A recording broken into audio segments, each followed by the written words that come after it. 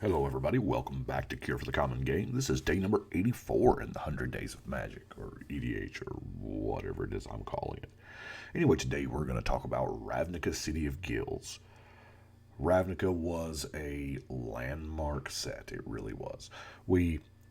It came out in October of 2005, had 306 cards, 88 rares, 88 uncommons, 110 commons, and 20 basic lands.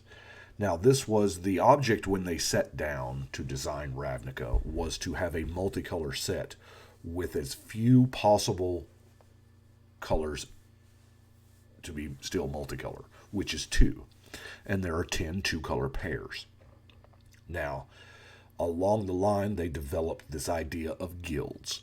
Now, Ravnica, Guild Pact, and Dissension, the very first time we went there, those three sets, they wanted to focus on the guilds itself, the two-color guilds. But in order to do that, you've got 10 things you want to cover as opposed to the normal 5 colors. So what they elected to do was split the 10 guilds up into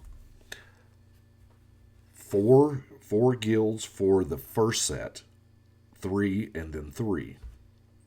So Ravnica, we will be talking about cards that are Golgari, Dimir, Selesnya, and Boros. This is the first time we've seen them. And if you'll look on the actual Ravnica logo here on the screen, you'll see those 4 symbols up top and the other 6 down below.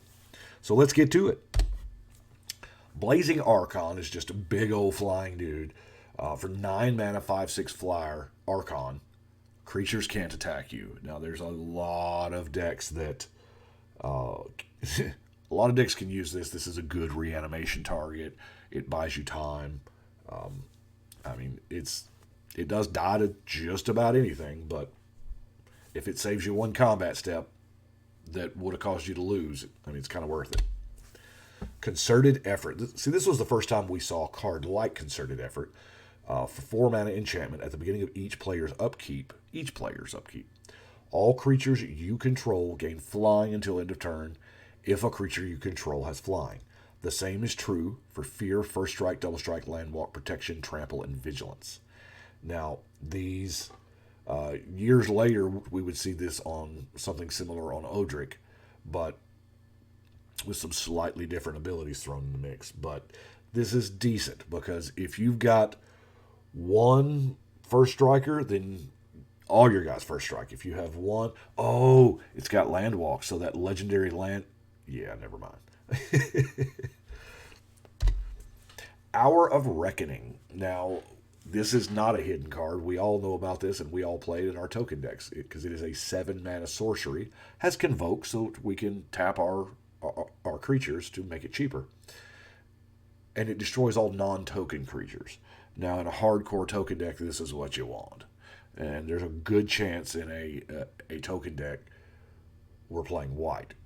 This is actually the set that kind of brought tokens to the forefront in green and white because of Selesnya. That's just how the Selesnya Conclave operates, I guess. Loxodon Gatekeeper is a card I use to this day. I bought a foil playset back then, and I think all 4 of those are in a various deck somewhere. 2 generic and 2 white for a 2/3 Elephant Soldier. So, hey, it goes in your soldier deck, and it also goes in your elephant tribe, Regenerate it with your elephant graveyard. Anyway, artifacts, creatures, and lands that your opponents control come into play tapped. So this is all your opponents. I love symmetrical effects. Well, not really symmetrical is the wrong word. One-sided global, I don't...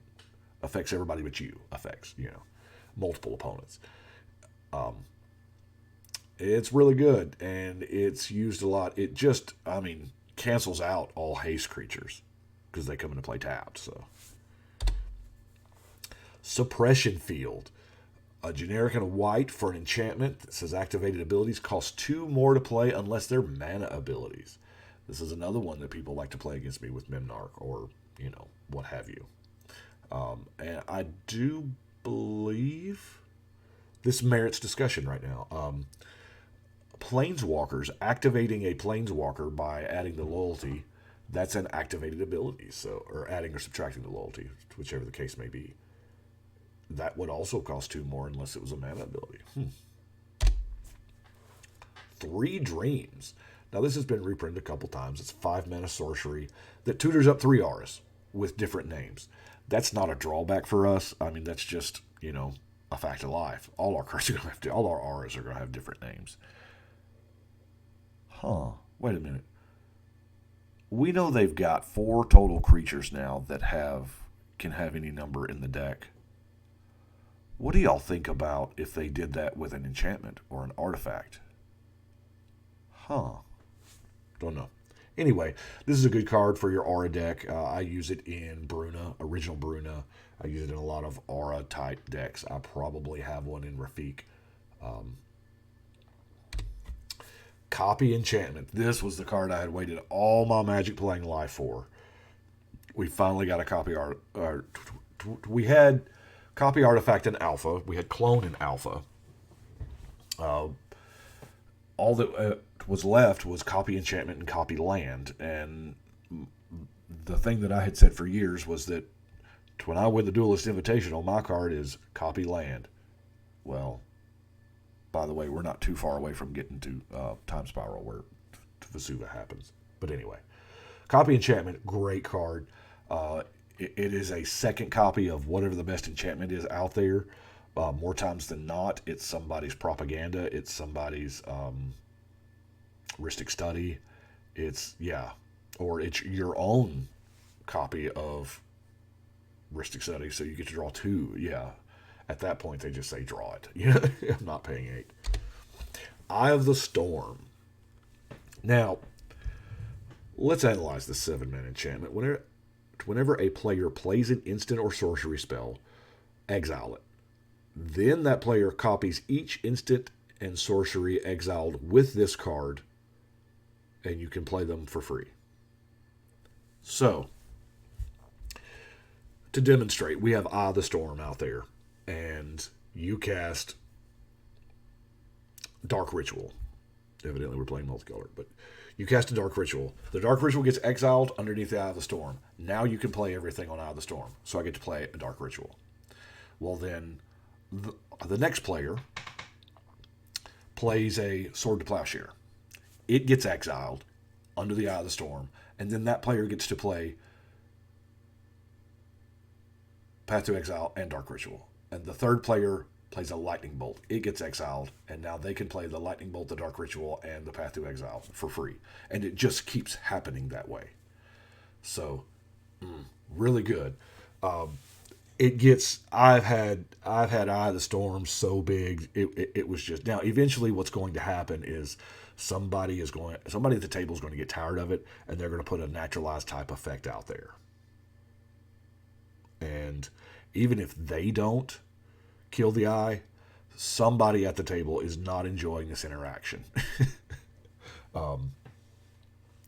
I kind of like to put cards on Eye of the Storms that are helpful but detrimental, like the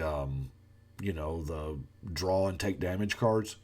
Because if we're generally playing it, then we're ready for it, but your opponent maybe not so much. I don't know. It does draw your opponent cards, but we're giving them free spells away, so why not, right? Brain Spoil.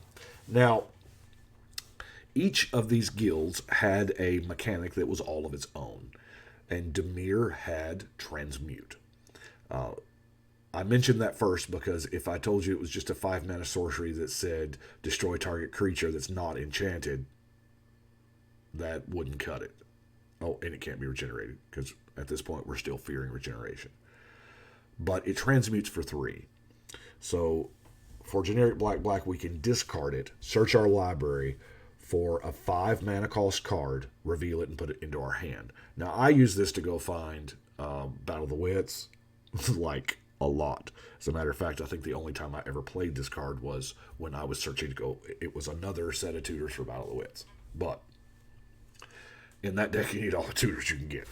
But in our format, I have run it in decks where, because 5 is a very popular place to be on the mana curve. Dark Confidant, Bob. First off, it's a great card. Absolutely perfect flavor text. I love it. We've all used this flavor text in our non-magic lives. Greatness at any cost.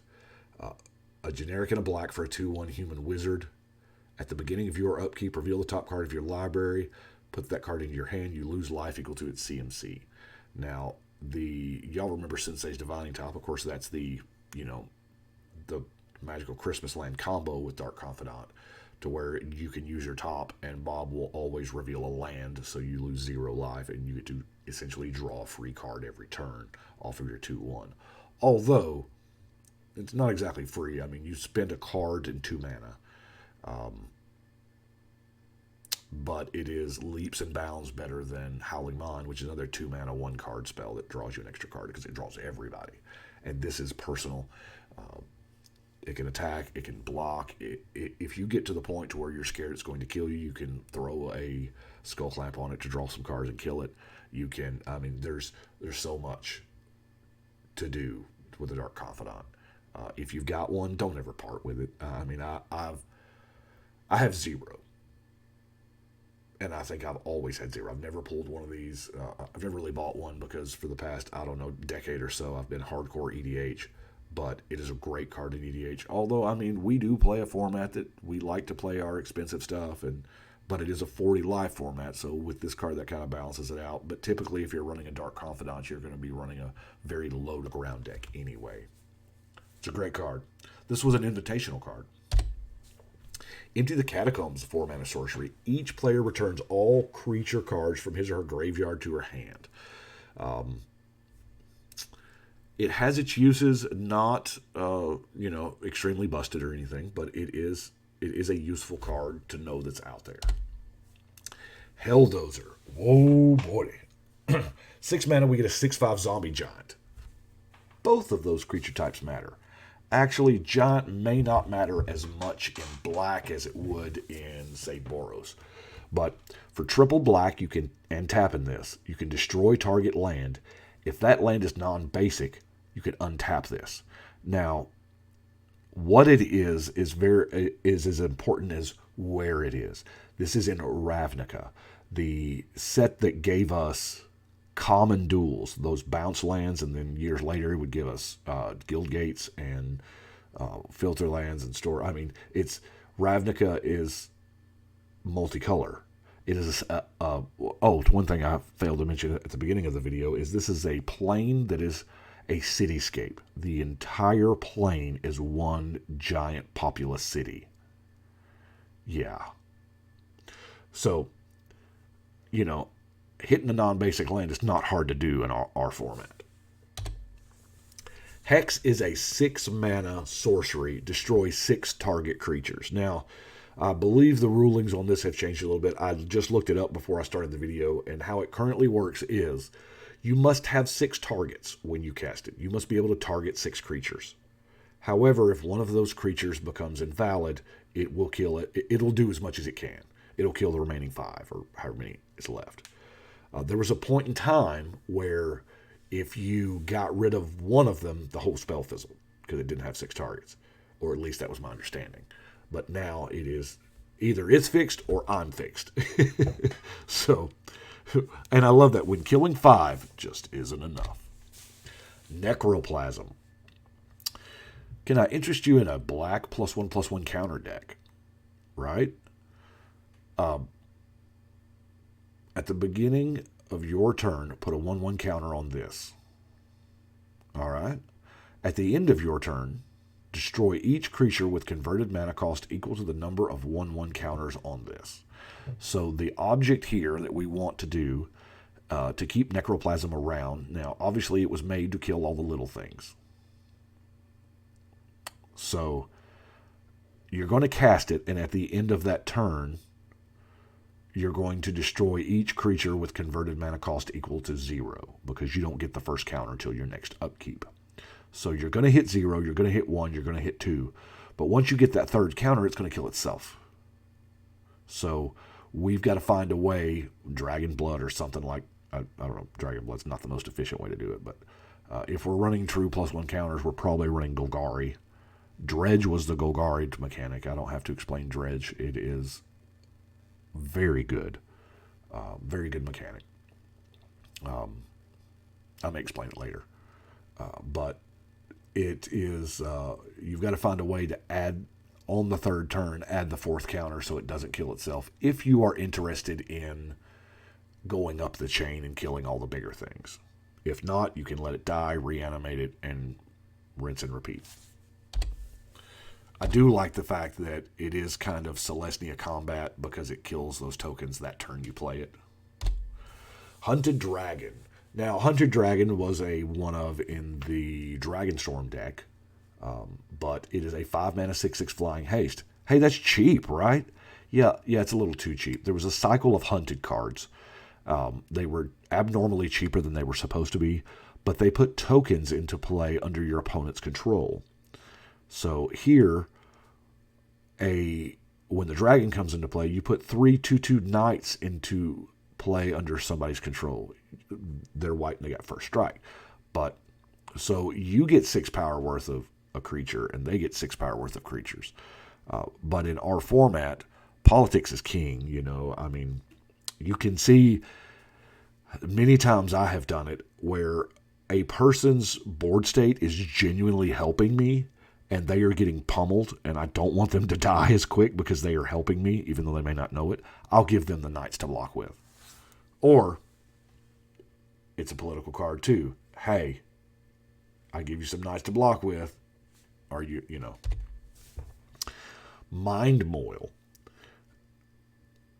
4 colors, 4 generic. I'm sorry, it's still hard for me to. I spent 20 years calling it colorless, but it is generic now because now there is a difference.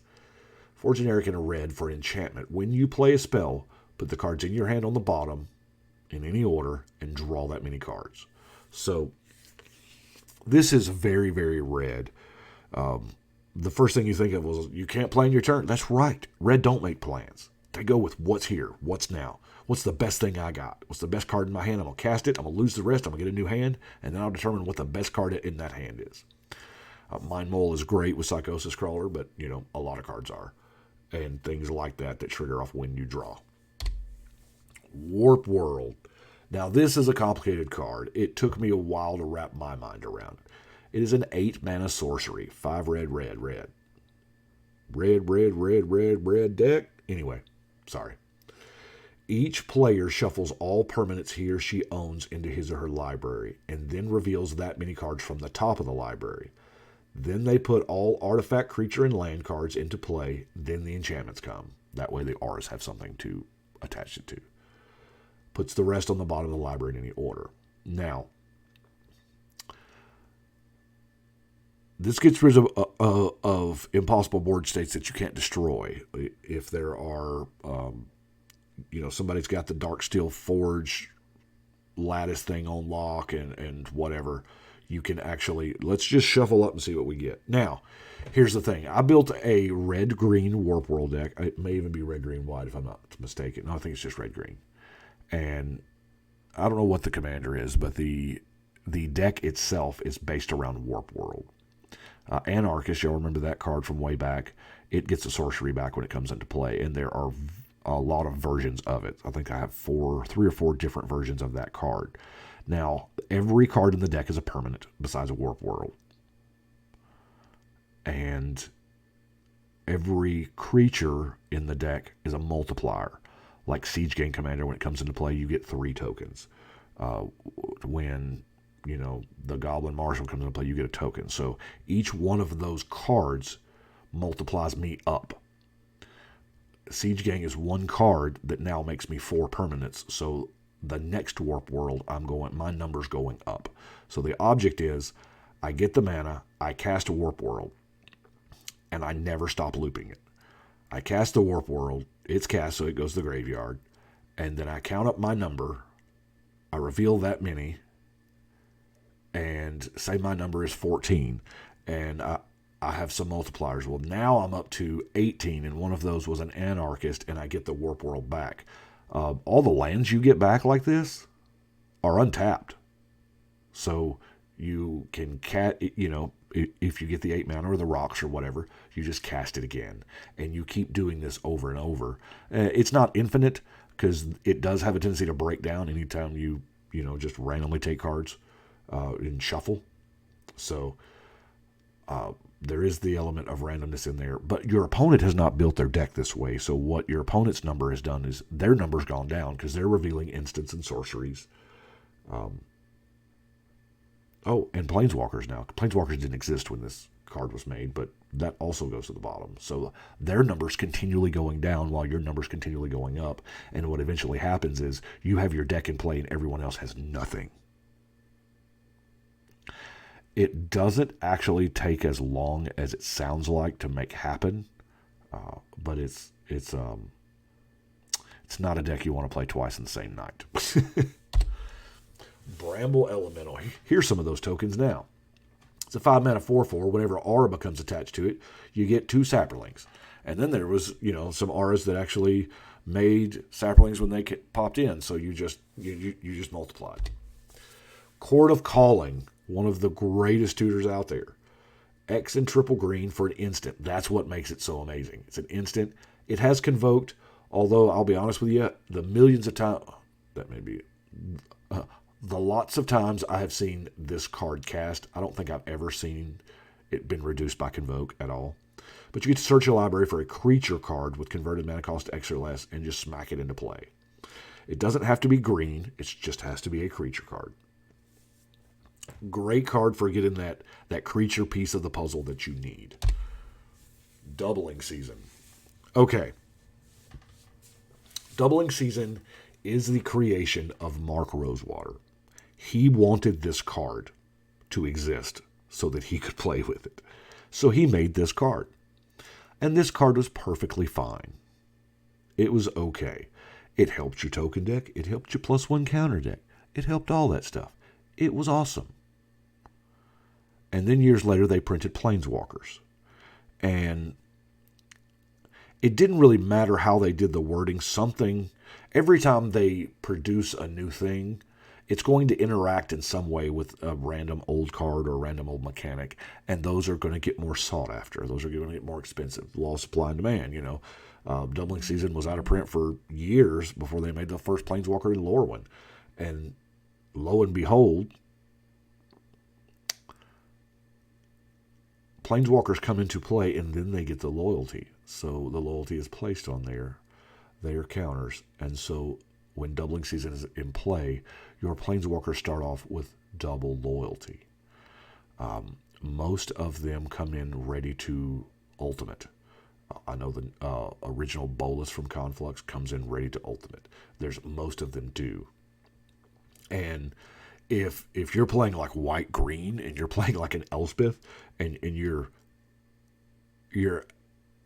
now it doesn't add the counters for activations, for loyalty activations, because that's not an effect, it's a cost.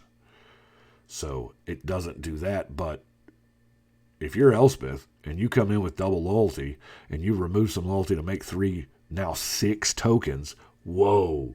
Yeah, Doubling Season is amazing in every style deck, especially here in our format. We have made this card as expensive as it is. Every so often, they'll randomly reprint it, and we will go crazy. The price will drop for a couple of months, and then it goes right back up. Doubling Season, great card. But it gets disenchanted a lot. Farseek. Now, this is a true in flavor of Ravnica card. A generic green for a sorcery to search your library for a plains, island, swamp, or mountain. So pretty much anything that's not a forest. And put it into play tapped. This lets you get shock lands, dual lands, all of the lands that have multiple types. Or even like those non-basics that are like land-forest, even though it's not basic. Yeah. Or I'm sorry, land, not forest, because I just read that it can't get forest. But anyway, you know what I'm talking about. Like Mistville Plains is a plains. But most of the time it's used to go grab shocks or ABUR duels. Golgari Grave Troll. This is the king of the dredge cards. Now, dredge is a replacement effect for drawing a card. Instead of drawing a card, you can put the dredge number of cards into your library, or from your library into your graveyard, and put this back in your hand. It kind of takes the place of the draw. So the entire idea was getting cards from your deck into your graveyard. And Golgari Grave Troll is pretty much the pinnacle of that. That Dredge 6, to be honest with you, as far as tournament Magic went back then, even now, the card could be blank as long as it had Dredge 6 on it. Because this was the highest number that they put on a card for Dredge. But for our purposes, it does have other uses. It is a skeleton and a troll. Why not? It comes into play with a 1/1 counter for each creature in your graveyard. So this is a big Mufasa. 1, remove a counter to regenerate it. I've never seen that done. You don't see it in play a whole lot. Dredge is actually in our format, and there are people who make it work. I'm not one of them, but they do. Primordial Sage is started us down our green creature card draw. Green's draw power has to be tied to creatures somehow. I guess there's been times when it's been tied to land, but it's tied to creatures most of the time. Whenever you play a creature spell, you get to draw a card just when you cast it. So it doesn't. I mean, even if it's countered, you still cast it and you get to draw the card. It's a 6-mana 4/5 spirit. So that is kind of. I love the fact that it's a spirit. It kind of throws back to those Kamigawa spirit decks, So it wasn't. I love how they blend. We're in a different plane. We have a different thing going. But we still have cards that work with the other ones that we just had. So that's neat. Urzapine. 5-mana 3/3 beast. Green mana : target creature gets +1/+1 to end of turn. There's absolutely nothing I love better than interfering in combat that I'm not involved in. I love it. You can affect the outcome of player B hitting player C or vice versa, and it's because it's target creature. Hey, wasn't it Kiku that said when a creature becomes a target, it dies? Looks like there's a Golgari deck there waiting to happen. Vine Lasher Kudzu has landfall before landfall was a thing. It's 2-mana 1/1. Whenever a land comes into play under your control, it gets a counter. It's a good early drop because if you can drop this on turn 2, it's going to grow. It's going to grow until somebody kills it. It is going to draw out a removal spell every time. Now we are into the gold. Our first Boros card is Argus Cause, the Wojak Veteran. It's 5-mana, 3 red-white for a 3/3 legendary human soldier. When he attacks, red creatures get +2 to the front, and white creatures get +2 to the back. So, naturally, how the first thing you think about building this is, well, I want to use all red-white creatures. That's what I either did or am going to do. I don't remember. Autochthon Worm. Now, Autochthon Worm is, there's a lot of, memes. I know the boys over at CCO have just a killer time because when they do the spice calculator and they get up to the, the milk list, when they do the milk list and they get up to 15, Autochthon Worm's up there quite a bit. But for 15 mana, 10 triple green, double white, you get a 9/14 Trampler. It does have Convoke. And I believe they estimated that this would be way more powerful than it was. And that's why they costed it at 15 mana. Realistically, I think it could have been 10 mana and it still wouldn't have been broken. Bloodbond March. For 2 a black and a green, we get this enchantment. Whenever a creature spell is played, each player returns all cards with the same name as that spell from his or her graveyard to play. This has got black in it, folks. You can get your Relentless Rats back. Right?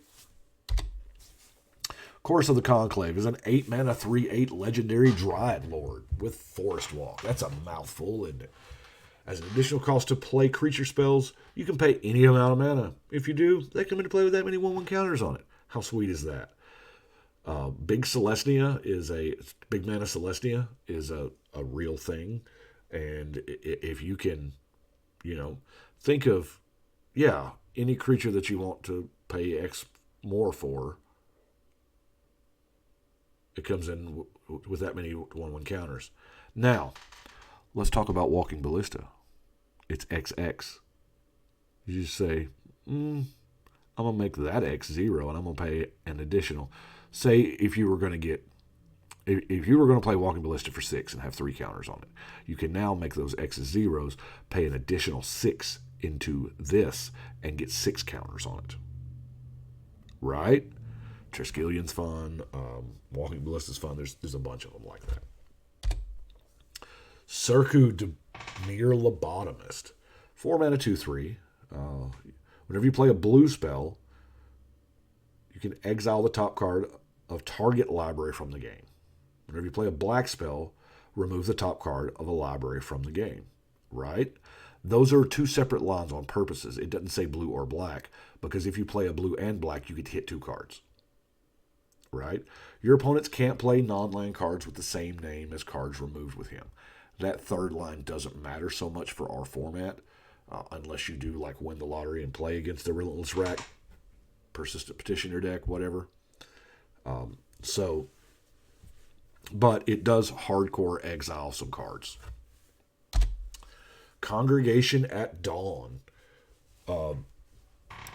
Triple Worldly Tutor, anyone? Sure. Search your library for up to 3 creature cards, reveal them, put them on top of your library. It's good, and it's instant. Glare of Subdual. Now, this was kind of the control piece in the Selesnya token deck.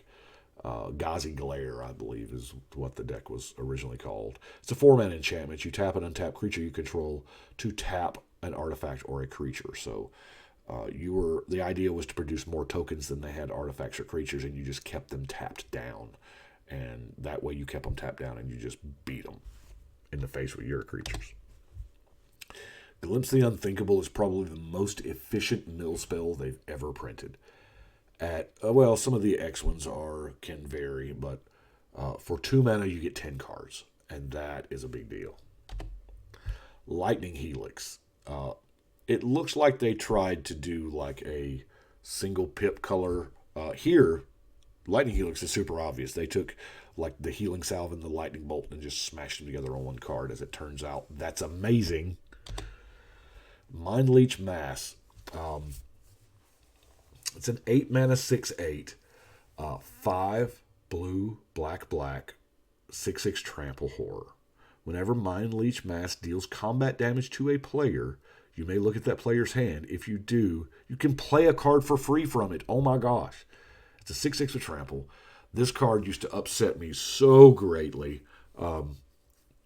When I was like, every time it hits me, I just, I got to play against my own deck. And then I realized, don't let it hit you, Brian. I mean, that's not always an option, but it taught me to have removal. Phytohydra. This is a good one for your 1/1 counter deck. 5 mana 1/1. Yeah, that's how we roll here with some plant hydras. If damage would be dealt to this, put that many 1/1 counters on it instead. So, yeah. Was that an Earthquake you cast? I appreciate it. Putrefy. Oh, how the mighty have fallen. Putrefy is an amazing card. At instant speed for 3 mana, you get to destroy an artifact or a creature that can't be regenerated. That is versatility. I mean, destroy target creature is a good card. Destroy target artifact is a good card in our format. And when you mash them together and have that option, it's outstanding. Now, why am I not super excited about it? Because this was like the first, and they've eclipsed it so many times. Assassin's Trophy is the latest Wind Grace's Judgment. Both of those are awesome. Now, I am not one to say, well, I'm going to run Assassin's Trophy over Putrefy.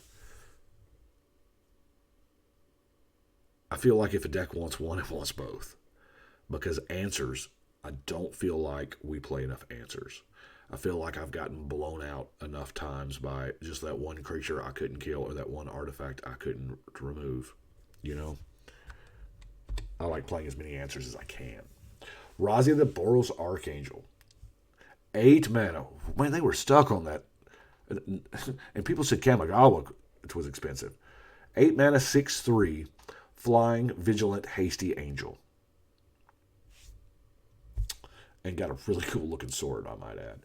And you tap it, the next 3 damage that would be dealt to target creature you control is instead dealt to another creature. So if somebody, you have to block, you can, spread the damage if you will, or 3 of the damage anyway, and maybe save one of your creatures. She is legendary. I've not built her. I don't think I have.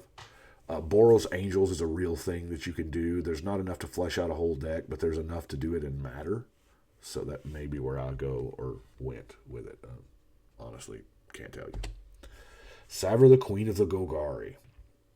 Well, she was the queen at the time anyway. She since had her throne repoed. 2 generic black and a green for a 2/2 elf shaman legend. When you sack a black creature, you can pay 2 life, and everybody else sacks a creature. Whenever you sack a green creature, you may gain 2 life. So you only need this and a sacrifice outlet and play a whole bunch of actual Golgari cards that are both black and green, because you gain the 2 life and you use it, and you're just sacking to make everybody else sack, and that can get brutal quick. Sisters of the Stone Death. Now, here's the thing. I need to research this to my channel here. Tribal Gorgons. I want to build Tribal Gorgons, but you know what? I've been saying that for years, and I feel like I have built it. I've never played it, but maybe I built it, or maybe I started building it. I can't remember. But all of the Gorgons are either in black or in green, or both. So it's a thing that I really, really want to do.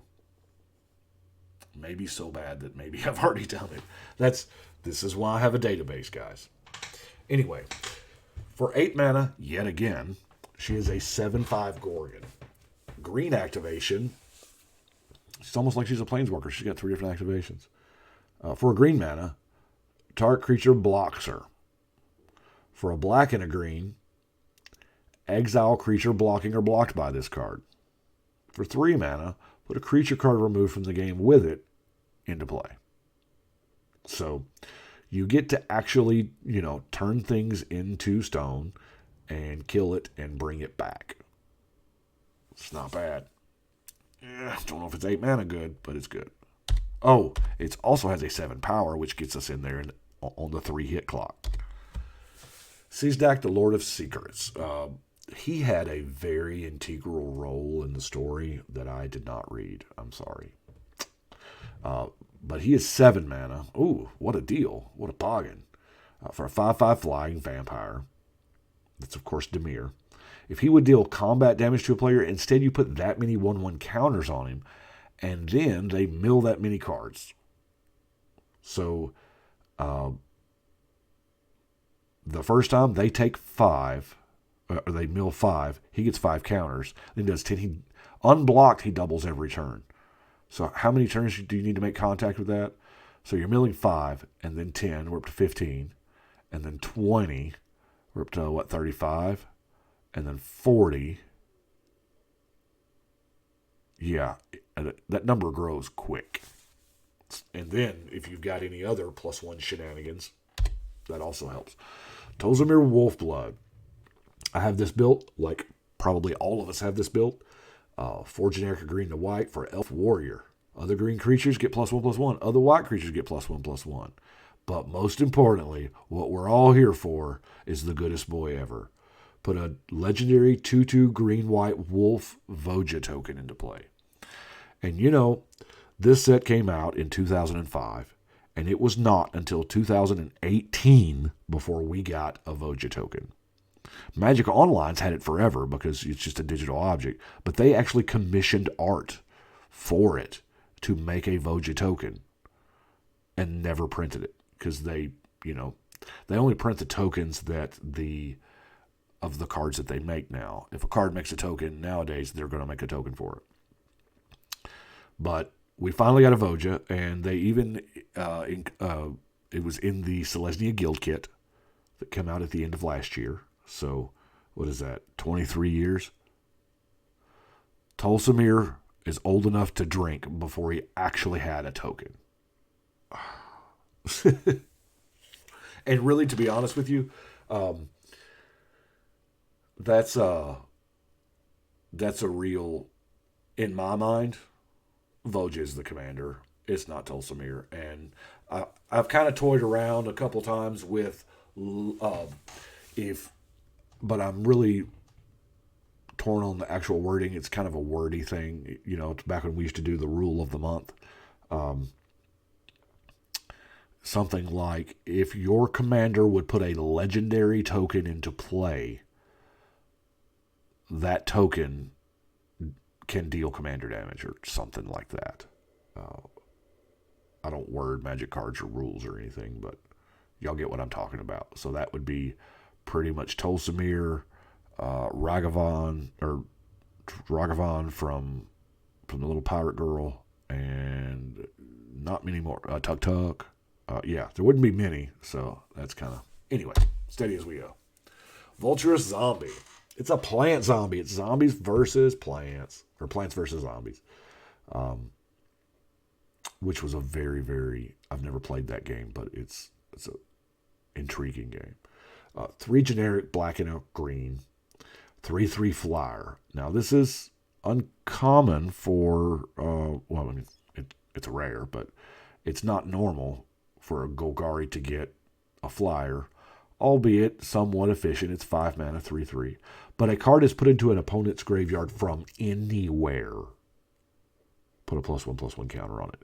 Now, I love those from anywhere lines because it opens up to mill and discard and board removal. Yeah. Oh, and it's a zombie. Boros Guildmage. Now, I only picked one Guildmage to talk about. There are 4 different ones, one per guild. But this gave us hybrid mana. This was the set that gave us hybrid for the first time. And just in case some of you are new and you just picked up the channel and was like, I want to learn about City of Ravnica because we're in Ravnica right now. How it works is this is a red and white card. And the hybrid mana symbol, you can either use a red or a white. So it's very versatile. It's a lot easier to cast. If you open your hand and your only lands are 2 plains or 2 mountains, you can still cast this card, which makes it extremely flexible. Hybrid was the first, and then they got into later on. They started doing 2-brid and 3-brid and whatever, but all of the guild mages had for this round, had an ability for each color. Like here, the red ability, a creature's going to gain haste. The white ability, they're going to gain first strike, which is very in flavor of their own colors. But the overlap, how they had to design them, was both of those abilities had to be okay in either one of the mono colors. So white had to be okay with having haste, and red had to be okay with having first strike. So it was a very clever balance because they didn't want to use hybrid to break the color pie. They actually wanted to use hybrid to reinforce the color pie. So I thought that was neat. Gleamcrawler. There was like a promo version of this at the time for something. 6 mana, 3 generic and 3 hybrid Golgari for a 6/6 insect horror. And this was the early days of hybrid, so you've got the reminder text there. As a trample, at the end of your turn, return to your hand all creature cards in your graveyard that were put there from play this turn. So pretty much anything you sacrificed, yeah. Master Warcraft. 2 generic and 2 Boros hybrid. You have to play this, it's an instant, only before attackers are declared. So you've got pre-combat main phase and, the brief time after declare attackers, or after you go into attack step before declare attackers. So you do it during your first main phase. You choose which creatures attack this turn and how creatures block. Y'all know I love messing with combats that don't involve me. We play a multiplayer format, Master Warcraft. You can actually blow out two people if a person is attacking another person and you're not involved in it. Yes, it's good if you know that they're coming for you because they have game on board for you. But yeah, it's really good. It's my favorite to interfere with combat that I'm not involved in. Privileged position. Oh man, this got to be an expensive card um, before the guild kit reprinted it, but it was expensive because of the every green and white enchantment they makes this better. Um, yeah, other permanents you control can't be targeted spells or abilities your opponents control. So your other permanents have hexproof. So what you have to do is you got to nuke the privileged position first, and then you can hit the others. However, in the same set, y'all remember we had copy enchantment, so you could go three colors, and yeah, have two of these. It's really good. Shadow of Doubt, another card that answers to a bunch of riddles or a bunch of jokes. I think I heard somebody actually call this a meme card because people all the time say, crack the fetch, and you're like, oh, Shadow of Doubt. But I have actually done this to my buddy Danny, a while back. He cast Demonic Tutor, and I was like, players can't search libraries. And then it doesn't cost you a whole lot because it draws you a card. So, and it's 2 blue hybrid. It's I find it funnier than a counterspell. It's also I found more tilting than a counterspell, and that's hard to accomplish if you can tilt somebody more with something beyond a counterspell, because that stuff pretty tilting. This was the home where we got the first signets. Now, we only got 4 in this set because we only focused on 4 guilds, but these were 2 mana artifacts that you spent 1 generic into and tapped it and got one of each of that guild's colors out of. Like, obviously here for Boros, we got, you put in 1 generic and you get out a red and a white. Guild mana artifacts have been something that we've seen every time we've gone to Ravnica. So it stands to reason when we come back to Ravnica comeback number 4, the 68 comeback special to Ravnica, I guess. We'll have them again. We don't really have signets now. Now they're wanting to do that 3 mana deal, but that's fine. Cloudstone Curio. Man, what a combo piece. 3 generic for an artifact. Whenever a non-artifact permanent comes into play under your control, you may return another permanent you control that shares a permanent type with it. So you play a creature, you bounce a creature. Allurin is kind of my favorite card with this, and you just do ridiculous things with comes into play effects and whatnot. But there are other people that use it way more aggressive than I do. There's a Dimir Signet. It's for blue-black. The Golgari, green-black. The Junk Troller. Now, this was actually reprinted once, believe it or not too long ago, actually. It's a 4 generic 0/6 Defender Golem. But it taps to put target card in a graveyard on the bottom of its owner's library. This is another one of those cards popularized by Grinzo Dungeon Warden. Pariah Shield. It is a 5 mana equipment. 5 to cast, 3 to equip. Yeah, it's got to do something good, right? All damage that would be dealt to you is instead dealt to equipped creature. So we put this on Chomano. Yeah, that's what we do. We put it on Chomano. That way Chomano can't take damage, and now you can't take damage. And here we go. The Celestia Signet is, of course, the green-white one. Now, Spectral Searchlight. Nowadays, as far as mana rocks go, it looks like they are determined that we're going to spend 3 mana to get a mana of any color. Right, wrong, or indifferent, that's the way it is. So, but this one is worded kind of differently, and I like it for our format. Spectral Searchlight's a 3 mana artifact. You tap it, choose a player. That player adds 1 mana of any color to their pool, which pools are not a thing, so now they just add the mana of any color. Well,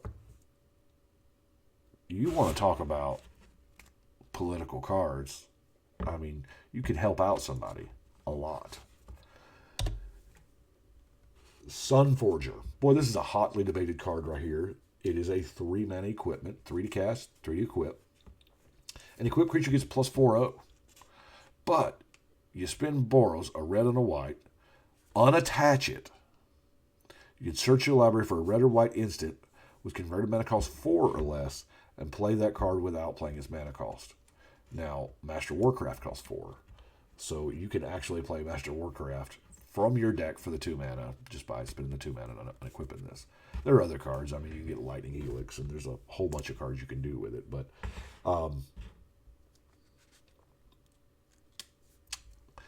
repeated use is kind of mana intensive because you're spending 3 to cast, 3 to equip, and 2 to unequip. So the very first effect you get off of it, you're not getting a heck of a lot of a deal because you've got 8 mana invested in that source, that instant at this point. But the more you use it, the better it gets. Also, the more you use it, the bigger a target it is as well. But, you know, what can we do? We're into the lands. Now, each guild got a bounce land. They come into play tapped, and when they come into play, you have to return a land to your hand. So, but these tap for both of the guild colors, one of each. So, like the Boros Garrison here adds red-white to your mana pool. So these are lands that produce 2 mana. Now, that's really, really good. Here's the Dimir one. It operates the exact same way, but I wanted to talk about it separately because this one produces black, and that matters for this. Now, it comes into play tapped, and you got to bounce a land. But the reason why I play the black ones more is because I play Bojuka Bog. A lot of people do. And if I'm playing Dimir and I have a Bojuka Bog, I am running a Dimir Aqueduct so that I can get a second use out of that Bojuka Bog. Overgrown Tomb. This was the set that gave us shock lands. We got the 4 here for these 4 guilds. We'll talk about the other 3. They've been reprinted every time we've gone back to Ravnica, and then even a masterpiece later, I believe. They are outstanding cards. I mean, there's no doubt about it. I think every one I currently have is in a deck. There's no point in me having these just chill out in the basic land or non-basic land binder. So I use them. They're good cards. Sacred Foundry. It's the red-white one. Now, Sunhome. This is, I have used this to some effect, and I've seen other people have a little better success with it than I have. The ability to just reach out and grab something for a strike. Now, it's target creature. Doesn't have to be yours. You can meddle in things that don't concern you if you want to, because, you know, I like to. Sylvanas the Restless Tomb. I'm always bound to say reckless. You'd think it would be the first word I'd mess up and not the common one. But it's a land. It does produce a colorless now. For 5 mana until end of turn, the land becomes a creature, a green-black plant zombie, and its power and toughness is equal to the number of creatures in your yard. So, in a pinch, in a sacrifice deck, in a whatever, or even if I'm not running a sacrifice theme and I have Golgari colors in there and it's just Golgari, I'll probably run this anyway because odds are I'm running creatures and somebody's running board wipes. That's just the way it works. Temple Garden is, of course, the green-white shock duel. And Vitu-Ghazi, with the mana ramp and you just keep making that sapperling over and over again. Watery Grave is the blue-black one. And that completes Ravnica City of Guilds. There's a lot of cards. It was really hard for me to just narrow down the few I wanted to talk about, and that really wasn't a few. That was a bunch. Ravnica really helped out the format as a whole, and it helped me out, to be honest with you, because around this time was when I found Commander. I found a article on the Magic the Gathering mothership about this strange new game or strange new way to play that these judges were playing after Pro Tours, and with these big decks and stuff like that. So, I built one and took it up to my F&M. Of course, nobody had one. So the next week I built a second one and took it up there. So I had two and got somebody who wasn't playing play with me. And it drew a crowd. That was the first game in this town of EDH. And it just kind of mushroomed from there. And that was around Ravnica block, somewhere in there. I remember Ravnica being standard legal at the time. So I'm not exactly certain.